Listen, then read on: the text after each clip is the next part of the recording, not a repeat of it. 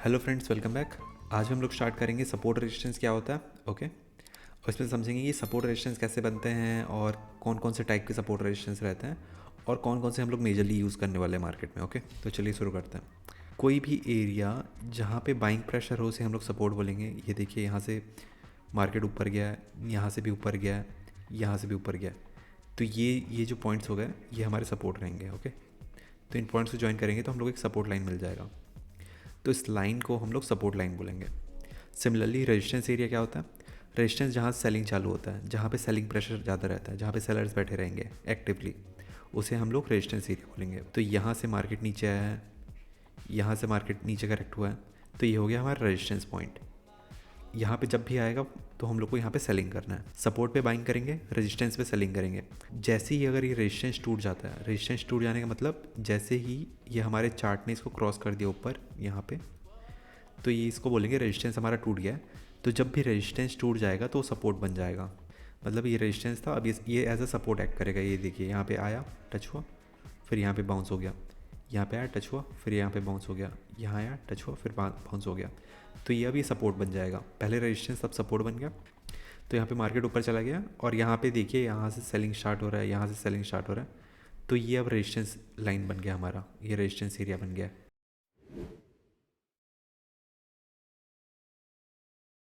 Support resistance ढूंढते कैसे हैं? तो इसके दो तीन अलग अलग वेज रहते हैं टेक्निकल एनालिसिस में ढूंढने के। ओके, इसमें दो कॉन्सेप्ट रहते हैं। एक रहता है डायनेमिक सपोर्ट रेजिस्टेंस, एक रहता है static support resistance. Dynamic support resistance का मतलब होता है कोई फिक्स्ड वैल्यू नहीं रहता या फिर कोई फिक्स्ड लाइन नहीं रहता, ये चेंज होते रहता है, तो इसलिए इसको डायनेमिक बोलते हैं। स्टैटिक मतलब वो फिक्स रहता है, मतलब जो लाइन बन गया या फिर जो रेंज बन गया वो फिक्स रहता है, वही सपोर्ट रहेगा, वही रेजिस्टेंस रहेगा। डायनेमिक सपोर्ट रेजिस्टेंस में एक रहता है, हमारे पास है ट्रेंड लाइन है, मूविंग एवरेज है, इंडिकेटर्स कई सारे हैं, फिबोनाची हो गया। स्टैटिक के लिए राउंड नंबर्स हो गए, साइकोलॉजिकल लेवल्स हो गए, कैंडलस्टिक्स हो गए। तो ये एज अ स्टैटिक यूज़ होंगे। तो एक एक करके चलो समझते हैं कि ये डायनेमिक सपोर्ट रेजिस्टेंस क्या होता है, स्टैटिक क्या होता है।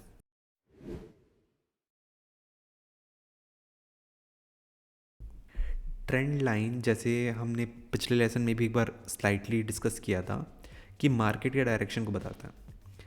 जैसे लेट्स कंसीडर ये रहा मार्केट ने, यहाँ पे हम लोगों ने मार्केट के दो पॉइंट को कनेक्ट किया और ये देखिए, ये जो दो लो हैं, इस टाइम का एक लो यहाँ पे और यहाँ पे, इन दोनों को मैंने कनेक्ट किया तो यहाँ पे एक लाइन बन गया, ये रहा। सिमिलरली यहाँ पे मैंने दो पॉइंट कनेक्ट किया, ये रहा एक, दो, ये रहा तीन, ये लाइन को कनेक्ट किया तो ये एक लाइन बन गया। तो मार्केट इस रेंज के बीच में फंसा हुआ है, हम लोग देख सकते हैं। ठीक है, इसको कई लोग ट्यूब भी बोलेंगे, फनल भी बोलते हैं। तो मार्केट यहाँ पे आ रहा है, इस लाइन के पास आ रहा है, नीचे आ रहा है, तो यहाँ पे बाइंग चालू हो रहा है। ये देखिए, यहाँ पे आया तो बाइंग, यहाँ आया तो बाइंग, यहाँ आया तो दोबारा बाइंग, यहाँ दोबारा आया बाइंग, बाइंग हुआ यहाँ पे, फिर यहाँ पे इसने ब्रेक कर दिया। तो ये हमारा बन गया था, ये जो लाइन है ये बन गया था हमारा सपोर्ट। सेम हियर, यहाँ पे जब भी मार्केट आ रहा है इस लाइन के पास में तो सेलिंग चालू हो रहा है। ये पॉइंट, ये पॉइंट, ये पॉइंट, यहाँ पे सेलिंग चालू हो रहा है, तो ये हमारा एक्ट करेगा एज अ रेजिस्टेंस। ये सपोर्ट हो गया, रेजिस्टेंस हो गया। ऐसे ही trend line as a support resistance काम करते हैं। आप जो भी ट्रेंड लाइन बना रहे हैं मार्केट में, तो वो रेजिस्टेंस जैसा भी काम करते हैं। अब देखिए, ट्रेंड लाइन भी दो तीन टाइप के रहते हैं। एक रहता है प्राइमरी ट्रेंड, जैसे हम लोगों ने पिछले वीडियोस में देखा था। प्राइमरी ट्रेंड क्या होता है? जो मार्केट का मेन ट्रेंड है। मार्केट का मेन ट्रेंड क्या है? मार्केट का मेन ट्रेंड है अपवर्ड्स। ओके, इसमें भी आपको दिख रहा है मार्केट धीरे धीरे जिगजैग करते हुए ऊपर जा रहा है, तो ये होगा हमारा प्राइमरी ट्रेंड। प्राइमरी ट्रेंड क्या है हमारा? अपवर्ड्स। अब देखिए, इसमें सेकेंडरी ट्रेंड क्या है? जो करेक्शंस आते हैं मार्केट में, जो हिकअप्स आते हैं, उसको सेकेंडरी ट्रेंड बोलते हैं हम लोगों ने। जैसे हम लोगों ने टेक्निकल एनालिसिस के स्टार्टिंग वीडियो में बताया था कि जो कोविड टाइम में मार्केट नीचे फॉल हुआ था, जो एक और जो था लेमन ब्रदर क्राइसिस में मार्केट क्रैश हुआ था, 2008 क्राइसिस, हाउसिंग क्राइसिस जिसको बोलते हैं, तो वो भी एक बड़ा डिप आया था। तो वो सारे सेकेंडरी ट्रेंड्स। जैसे यहाँ पे ये करेक्ट हुआ है, ये सेकेंडरी ट्रेंड, यहाँ पे करेक्ट हुआ है। प्राइमरी ट्रेंड ये अपवर्ड्स है, बट स्टिल ये नीचे नीचे आया हुआ है। तो ये सारे हो गए हमारे सेकेंडरी ट्रेंड। माइनर ट्रेंड जो छोटे छोटे करेक्शंस दिखा रहे हैं, ये रहा। जैसे आपको यहाँ पे छोटे से करेक्शन दिख रहा होगा, यहाँ पे मार्केट थोड़ा सा ऊपर गया फिर नीचे आ गया, तो ये जो और स्मॉल टाइम फ्रेम में आपको दिखेंगे जो ट्रेंड दिख रहे हैं मार्केट में, उसको हम लोग माइनर ट्रेंड बोलेंगे। तो ऐसे आप लोग ट्रेंड लाइन यूज़ करके as a support resistance use कर सकते हैं। ये तो मैं बस डेफिनेशन बता रहा था प्राइमरी सेकेंडरी माइनर ट्रेंड का। तो हर एक ट्रेंड में आप जो लाइन बनाते हैं वो as a support resistance work करता है। जब तक उसको ब्रेक नहीं करेगा जैसे इसको ब्रेक कर दिया, इस सपोर्ट को यहाँ पे ब्रेक कर दिया मार्केट ने, तब से इसने फिर ये एज अ रेजिस्टेंस वर्क करना चालू कर दिया। ओके, यहाँ पे देखिए, यहाँ पे आया, इसको टच किया, फिर दोबारा नीचे आया मार्केट। ओके, फिर यहाँ पे दोबारा मार्केट यहाँ पे नीचे करेक्ट हुआ है। इस तरीके से हम लोग ट्रेंड लाइन से हम लोग सपोर्ट रेजिस्टेंस बता सकते हैं।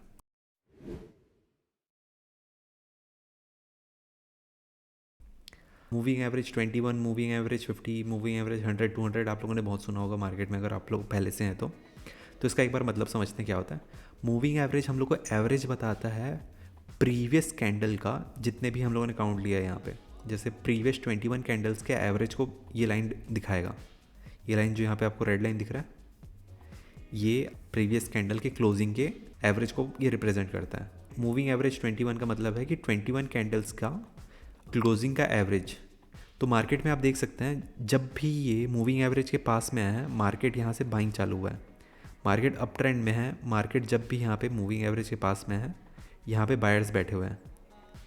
मार्केट यहाँ से करेक्ट होकर और ऊपर जा रहा है, ये देखिए यहाँ से और ऊपर जा रहा है, और ऊपर गया है, ये रहा, यहाँ से और ऊपर गया, यहाँ से और ऊपर गया, सेम ईयर किया और ऊपर गया। इसका मतलब क्या है, मूविंग एवरेज भी बहुत अच्छा सपोर्ट रेजिस्टेंस काम करता है हमारा। ये एज अभी सपोर्ट काम कर रहा है। ओके, सपोर्ट क्यों काम कर रहा है, क्योंकि इसके ऊपर है।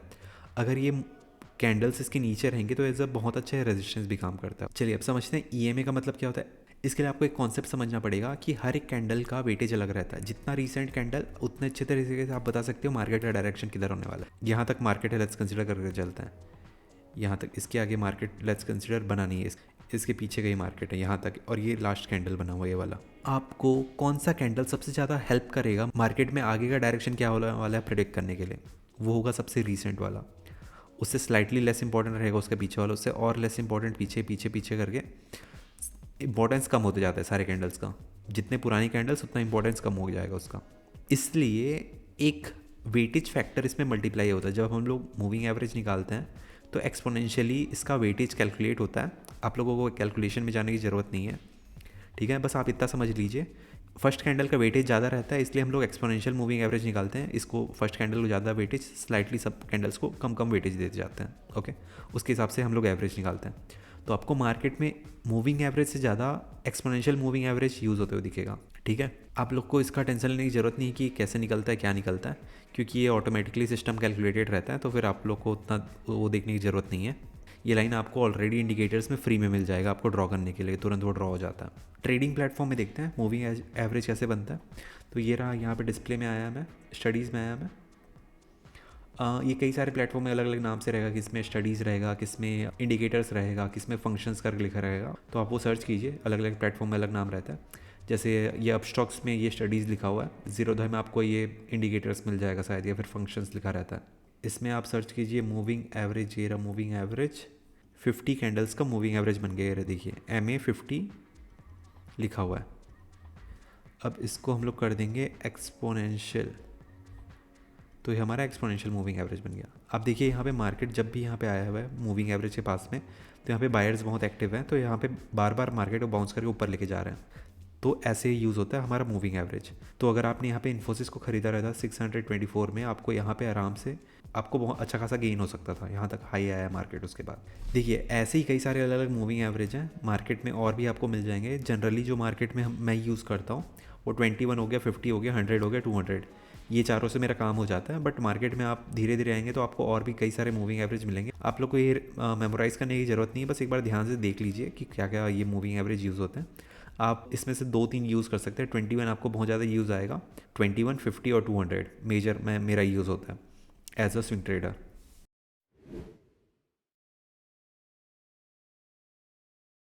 अब समझते हैं इंडिकेटर्स के थ्रू आप सपोर्ट रेजिस्टेंस कैसे निकाल सकते हैं। इंडिकेटर्स कई तरह के अवेलेबल है मार्केट में। ओके, जैसे हम लोगों ने जो मूविंग एवरेज यूज़ किया वो भी एक इंडिकेटर ही था, बट एज अ उसे सेपरेट एंटिटी इसलिए ट्रीट करते हैं क्योंकि उसके अलग रीजंस हैं, मार्केट में ब्रॉडली यूज्ड है वो। देखिए इंडिकेटर से भी आप सपोर्ट रेजिस्टेंस इजीली निकाल सकते हैं। एक रहता है हमारा, एक रहता है फिबोनाची रिट्रेसमेंट करके एक इंडिकेटर रहता है, उसमें ये लेवल्स रहते हैं 23.6, 38.2, 50, 61.8, 78.6। तो आप लोग को ये नंबर अगेन मेमोराइज़ करने की ज़रूरत नहीं है। आपको डायरेक्टली इंडिकेटर में जाएंगे तो आपके लिए डायरेक्टली ये रिट्रेसमेंट ड्रॉ हो जाता है मार्केट में। तो आप लोग को ऐसा नंबर मेमोराइज़ करने की ज़रूरत नहीं है। बस आप लोग को बस ये याद रखना कि इन लेवल्स में जब मार्केट आता है 23.6, 38.2, 50, 61.8, 78.6। तो वहाँ से बायर से सेलर्स वहाँ पे बैठे रहते हैं ये लेवल्स पे कि यहाँ से बाइंग या फिर सेलिंग करेंगे। ओके, और ये क्या है ये लेवल्स हैं करेक्शंस। लेट्स कंसिडर मार्केट इस पॉइंट से इस पॉइंट में मूव किया हुआ है, हमें दिख रहा है इस पॉइंट से इस पॉइंट में मूव किया है मार्केट। इस मूवमेंट को हम लोग कंसिडर करेंगे 100% मूवमेंट। और ये करेक्शंस हैं, ये आपको लेवल्स दिख रहे होंगे यहाँ पे, ये 61% है करेक्शन है, ये 50% करेक्शन है, ये 38.2% करेक्शन है। तो जब भी मार्केट इन लेवल्स के आसपास आएगा 50 या फिर 61, तो यहाँ पे देखिए आप, ये 50 के पास आया तो यहाँ पे करेक्ट होकर मार्केट दोबारा ऊपर जाना चालू किया। मतलब यहाँ पे 50% के पास सपोर्ट लेवल है, ये करेक्ट हो रहा है। तो ये अभी फिलहाल हमारा सपोर्ट लेवल है, यहाँ से मार्केट दोबारा ऊपर गया। तो इस तरीके से आप इंडिकेटर के थ्रू सपोर्ट रेजिस्टेंस भी बना सकते हैं। हम लोग एक बार ट्रेडिंग टर्मिनल में देखते हैं फिबोनाची रिट्रेसमेंट कैसे वर्क करता है। और यहाँ पे हम लोग को एक बड़ा स्विंग दिख रहा है मार्केट में, यहाँ से यहाँ मार्केट मूव किया है। ओके, तो एक बार उसका लो और हाई ज्वाइन कर लेते हैं। लो और हाई ये रहा, उसको थोड़ा एक्सटेंड करते हैं। लेट्स सी मार्केट कहाँ से करेक्ट हुआ है। यहाँ पे इसको हो गया ये ड्रॉ। अब हम लोग को यहाँ पे क्लियर कट दिख रहा है मार्केट ने कैसा मूव दिया है हम लोग को। अब देखिए यहाँ से मार्केट ने स्टार्ट किया मूवमेंट, यहाँ पे आया, उसके बाद यहाँ पे एक बार करेक्ट हुआ, 0.382 लेवल पे आया, ये रहा यहाँ पे।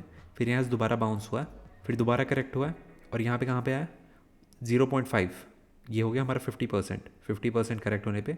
फिर यहाँ पे बाइंग प्रेशर आया, एक प्रेशर यहाँ पे आया, एक प्रेशर यहाँ पे आया। बैंक निफ्टी के लेवल्स हैं अभी 43,600 अभी इसका स्ट्राइक वैल्यू है, ये बैंक निफ्टी के लेवल्स हैं अभी। तो हम लोग को यहाँ पे क्लियर दिख रहा है, यहाँ पे एक सपोर्ट मिल रहा था, यहाँ पे भी एक सपोर्ट मिल रहा था। ओके, तो यहाँ से जैसे हम लोग को दिख रहा है सपोर्ट पॉइंट के पास से यहाँ से इसने बाउंस किया बार बार। तो ये हो गया हमारा फिबोनाची रिट्रेसमेंट के थ्रू हम लोग हमारा सपोर्ट रेजिस्टेंस। तो ये पॉइंट हो गया सपोर्ट, ये हो गया सपोर्ट, ये सपोर्ट लाइन था, इसने ब्रेक किया, फिर यहाँ पे नेक्स्ट सपोर्ट लिया उसने।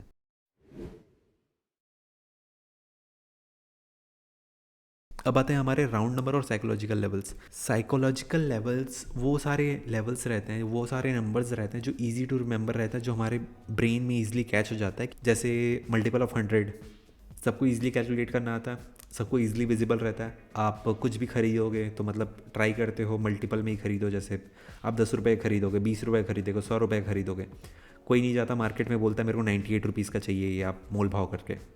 वो जनरली होता है 100 रुपये, 200 रुपये, 500 रुपये, वैसा टाइप का। ओके, तो सेम मार्केट में भी साइकोलॉजिकल लेवल बहुत काम आता है। जैसे साइकोलॉजिकल नंबर क्या हो गया, राउंड नंबर्स, क्योंकि वो ईजी रहता है रिमेंबर करने के लिए। ओके, और क्या रहता है, एकदम हाई प्राइस या फिर लो प्राइस। जब पेट्रोल का प्राइस 110 रुपये गया था, सबको याद था कि 110 रुपये गया हुआ है, तो ये मार्केट का हाई लो था, हिस्टोरिकल इवेंट था हमारे लिए वो। तो ये सारे साइकोलॉजिकल नंबर्स हैं। तो वैसे ही मार्केट में आपको दिखेगा जो राउंड नंबर्स हैं इजी टू रिमेंबर, मैं आपको बताऊंगा। बैंक निफ्टी में जनरली 1000 के मल्टीपल्स, निफ्टी में 500 के मल्टीपल्स, यहाँ पे ऑटोमेटिकली प्लेयर्स बैठे रहते हैं। बैंक निफ्टी मैंने आपको बताया क्या होता है, ठीक है। तो इसको डायरेक्टली अब एक बार ग्राफ में देखते हैं। ये देखो यहाँ पे, ये है 19,000 का लेवल, ठीक है। यहाँ पे मार्केट आके यहाँ पे एक बार करेक्ट हुआ है, ये देखो यहाँ पे बाउंस हुआ है। जितने आपको और लेवल्स दिखते जाएंगे, 19,000 हो गया, 20,000 हो गया, ये as a strong resistance work करेगा, क्योंकि 20,000 बहुत अच्छा लेवल है, राउंड नंबर है। ओके, तो 20,000 में ये देखो यहाँ पे आया सेलिंग आया, यहाँ पे आया दोबारा सेलिंग आया मार्केट में, अभी दोबारा आया जाएगा यहाँ पे 20,000 में, तो दोबारा there is a high chance कि दोबारा सेलिंग आ सकता है उस लेवल पे। और देखो सपोर्ट रेजिस्टेंस कभी भी एक लाइन नहीं रहता, ये मैं दोबारा रिपीट कर रहा हूँ, सपोर्ट रेजिस्टेंस कभी भी कोई लाइन नहीं रहता, सपोर्ट रेजिस्टेंस रहता है एक रेंज। तो अगर मैं बोल रहा हूँ कि 20,000 में यहाँ पे रेजिस्टेंस है, इसका मतलब ये नहीं कि 20,000 टच करने पे वहाँ से मार्केट करेक्ट होगा। इससे आप 10-20 पॉइंट नीचे भी बनाओगे, 10-20 50 पॉइंट 100 पॉइंट यहाँ पे ऊपर ही बनाओगे, तो ये रेंज होता है। मतलब ये रेंज में आएगा तो सेलिंग प्रेशर स्टार्ट होगा मार्केट को, तो वो रेंज में आएगा मतलब मार्केट में सेलिंग प्रेशर स्टार्ट होगा। सिमिलरली बैंक निफ्टी में 1000 के मल्टीपल्स काउंट होते हैं। जैसे ये 46,000 का लेवल हो गया, ये 42,000 का एक लेवल हो गया, तो ये एज 46,000 हमारे लिए रेजिस्टेंस वर्क कर रहा है। ये साइकोलॉजिकल लेवल है हमारा 46,000, ये ऑल टाइम हाई भी है, और 46,000 हमारा साइकोलॉजिकल लेवल भी है। ऑल टाइम हाई का मैं एक बार कॉन्सेप्ट आपको समझाऊंगा। ये हो गया राउंड नंबर्स के इम्पैक्ट। और मार्केट में जहाँ पे ऑल टाइम हाई दिखेगा, ऑल टाइम हाई मतलब हिस्टोरिकल हाई, ये हिस्टोरिकल हाई है मार्केट का 46,380 समथिंग, ये रहा यहाँ पे। तो जो ऑल टाइम हाई रहता है मार्केट में, वहाँ पे भी बहुत सारे प्लेयर बैठे रहते हैं कि ऑल टाइम हाई है यहाँ पे, ये रेजिस्टेंस एक्ट करता है हमारा बहुत अच्छा। अगर ये ब्रेक कर देगा ऑल टाइम हाई, तो फिर यहाँ पे जब मार्केट वापस नीचे आएगा तो ये एज अ अच्छा सपोर्ट काम करेगा। तब तक ही अभी तक ये रेजिस्टेंस है, तो मतलब there is a high chance अगर 46,400 के पास आता है तो मार्केट नीचे करेक्ट होगा दोबारा। अगर कुछ छोटे मोटे भी अच्छे सेंटीमेंट नहीं है मार्केट में, दोबारा चांस है कि नीचे करेक्ट होगा। तो ये हो गया हिस्टोरिकल इवेंट्स। एक हो गया हमारा ऑल टाइम हाई का हिस्टोरिकल इवेंट, मार्केट हाई जहाँ पे बनाया हो आप सपोर्ट रेजिस्टेंस, और एक राउंड नंबर समझ आ गया। और एक और रहता है 52 वीक्स हाई लो। अगर 52 वीक्स मतलब होता है 1 ईयर, एक साल में जो हाई लो बनाएगा वो भी बहुत अच्छा सपोर्ट रेजिस्टेंस वर्क करेगा। इसका जो भी हाई पॉइंट रहेगा वहाँ पे बहुत सारे सेलर्स बैठे रहेंगे, और उसका जो भी लो पॉइंट रहेगा वहाँ पे बहुत सारे बायर्स बैठे रहेंगे। तो ये हो गया हमारा साइकोलॉजिकल लेवल्स, जिससे हम लोग सपोर्ट रेजिस्टेंस बता सकते हैं।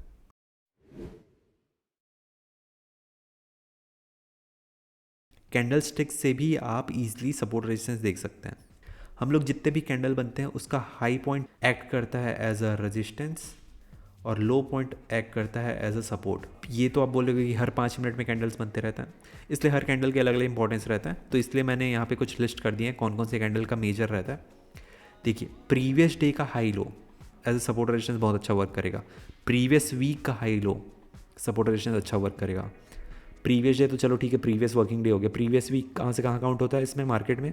हमारा ये काउंट होता है फ्रॉम मंडे टू फ्राइडे का जो कैंडल बना हुआ है ओवरऑल, जो उसका हाई पॉइंट है लो पॉइंट है, वो अच्छा सपोर्ट रेजिस्टेंस वर्क करेगा। सिमिलरली प्रीवियस मंथ का हाई लो, और प्रीवियस ईयर का तो हम लोगों ने देख लिया पिछले वो में 52 वीक्स हाई लो करके, मतलब वो ईयरली हाई लो, वो भी सपोर्ट रेजिस्टेंस अच्छा वर्क करेगा। तो आप मार्केट में ये सारे लेवल्स जो जो हम लोगों ने डिस्कस किया, ये कैंडल स्टिक के levels, psychological levels, trend line हो गया, मूविंग एवरेज हो गया, या फिर इंडिकेटर्स हो गया, आप ये सारे यूज़ करके आप इजीली बना सकते हैं सपोर्ट कहाँ पे, सपोर्ट जहाँ जहाँ पे भी है आप वहाँ पे बाइंग करेंगे, और रेजिस्टेंस जहाँ पे है वहाँ पे आप लोग सेलिंग करेंगे। आज की वीडियो में बस इतना ही, सपोर्ट रेजिस्टेंस हम लोग को डिस्कस करना था। आप एक बार मार्केट में आप प्रैक्टिकली जाइए और खुद एक बार देखिए मार्केट में कि कहाँ कहाँ पे सपोर्ट है, कहाँ कहाँ पे रेजिस्टेंस है, और एक्चुअली में अगर आप वहाँ पे बाई करते हैं तो कैसा वर्क कर रहा है। इस वीडियो में बस इतना ही, मिलते हैं नेक्स्ट वीडियो में। Thank you so much for watching.